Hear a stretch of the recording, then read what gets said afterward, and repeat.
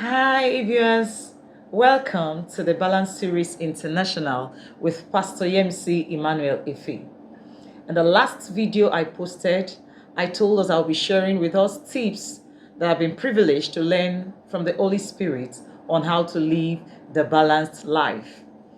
Today, I will be sharing with us a unique tip that is mostly neglected by a lot of persons. And combining your spiritual life, physical life, career life, social life, family life, etc., in such a way that no aspect will be neglected is dependent on the secrets that you have at your fingertips. So stay with me as you get these secrets. How you structure your day is very important. I'll be sharing with us on living a life of schedule. Living a life of schedule. Now, what do I mean by living a life of schedule? A schedule, simply put, is a plan of things to be done and a time when they will be done. So many people wake up every day without having certain goals, without having plans of what they want to achieve per day. They just wake up and live as situations or occasions or whatever comes their way, they just live their life like that. That's not how to live a balanced life. For you to be able to live a balanced life and to make sure that no aspect of your life is neglected, you need to live a life of schedule. What do I mean? Like I said, you make plans of things to be done and time to do them, to accomplish them. For instance, you wake up every day. What time do you wake up? You need to allocate your plans to the number of hours you have at your disposal every day. You can draw up a schedule. You can start with your spiritual life, which is actually the best thing to do. That when you wake up, maybe 4 a.m., the first thing to do is to talk with your Maker, your Father. You greet the Holy Spirit. You hand over the day to the Holy Spirit. You take charge, especially as a mother and a father. You take charge of the day. According to the book of Job, chapter 38, verse 12, have you commanded the day and shown the dawn its place? You command the day, tell the day what you want it to be like. You take charge of the spiritual aspect of the day. And when you are done with that, for instance, as a mother, the next thing to do is to start your daily preparation while you're waiting for the children to be up so that you can have the morning devotion with them. You draw up a schedule. You have a timetable put in another way. What I did was I started learning this thing from the Holy Spirit as a sprinter. I had a plan Monday to Sunday, and I allocated time within the 24 hours depending on you. There is no strict rule on how your schedule should be, but you draw it in a way that every aspect is included, starting with the spiritual. You can say, I'll pray 4 a.m. to 5 a.m. or 3 a.m. to 5 a.m., depending on your walk with the Lord. I can't ask you to use mine for yours because I spend a lot of time praying. I can pray for 6 hours in the night. I can wake up 11 and pray till 6 a.m. There are days when I wake up like that. I can pray for 4 hours, spend 2 hours to study my Bible, or 1 hour. Then I meditate for another 1 hour. But once I'm up, I go straight into the kitchen as a mother. I start preparing for the day for the children, what they will eat, what they will take to school when my children were much younger. But now they are older. They have graduated from school, just only one that is in school. But at that time, I also have a schedule for every child. What to do per day. What to do per time. There's a roster in their bedroom at the back of their door. There's a roster in the kitchen, who takes this and who takes that.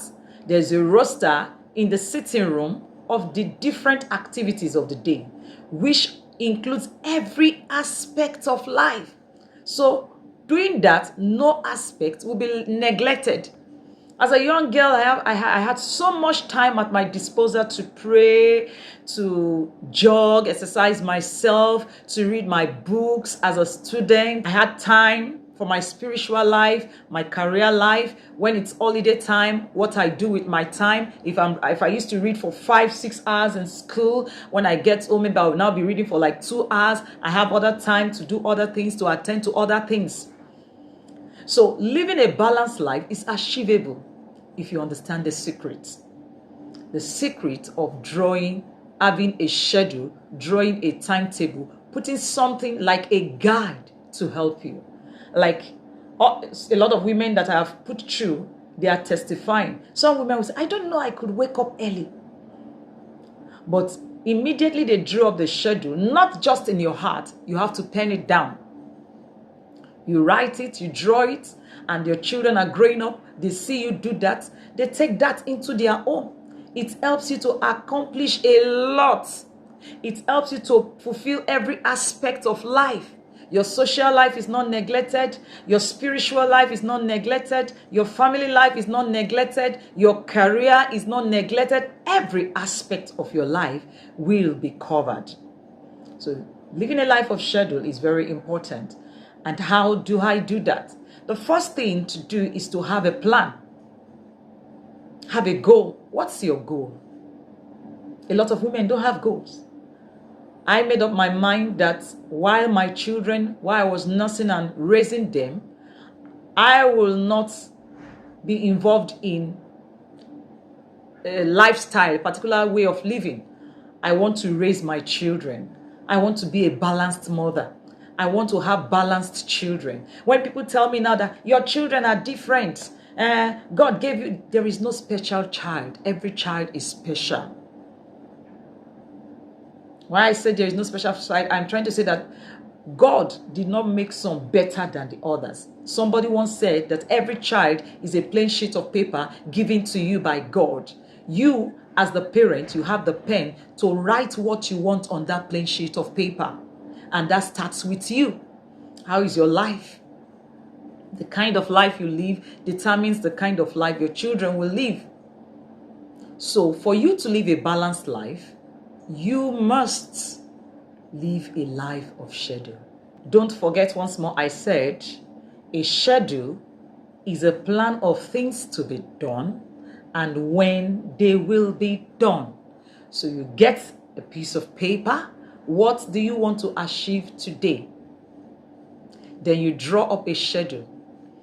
By 4 a.m., I'm up praying on Monday. I'll pray from 4 to 4:45 a.m. 4:45 a.m. to 5 a.m., I'll study my Bible. After having my own personal time with the Lord called the quiet time, I'll now wake up my children. We'll do our family devotion for 5 to 5:30 a.m. All this, I'm just giving an instance. Then 5:30 a.m. I rush to the kitchen. I tell the children what to do, and I start making breakfast, preparing water for them to take their bath. By 6:30 a.m., 6:45, we should be through. Then on their way to school, either you are dropping them as the mother or the father, or they have a driver, or they are joining the school bus. Then they're on their way to school. Then while they have gone to school, what do you do with your time? Are you a worker? Are you working? Or you are on your own? You are an entrepreneur? You have a business, something you're doing by yourself? How are you going to manage all these things you do within the time frame that the children will be away from home? And you know the things you can do while they are away that you will not be disturbed. You know the things you can do while they are with you. So you draw up your plan in such a way that no aspect will be neglected. Taking it up from maybe Monday through to Friday, Saturday, like then when my children were still very young back then. On Saturdays, we go out, we jog. I had a swimming pool I bought for them then. We'll swim in front of the house. They enjoy it. I made out time for it. So making out time for every aspect of your life, putting it in a schedule, planning it, writing it down, helps you to live a balanced life in such a way that no aspect will be neglected. I'd like you to try this. I've tried it for years, even as a single lady. For over 35 years now, I've done that, and it's been very easy with me. I hope you enjoy it as you do that. Thank you very much for staying till this time. Thank you for watching. God bless you. Make sure you like, you share, you subscribe, and click on the notification bell so that when we post a new video, you get it. See you on top. Thank you.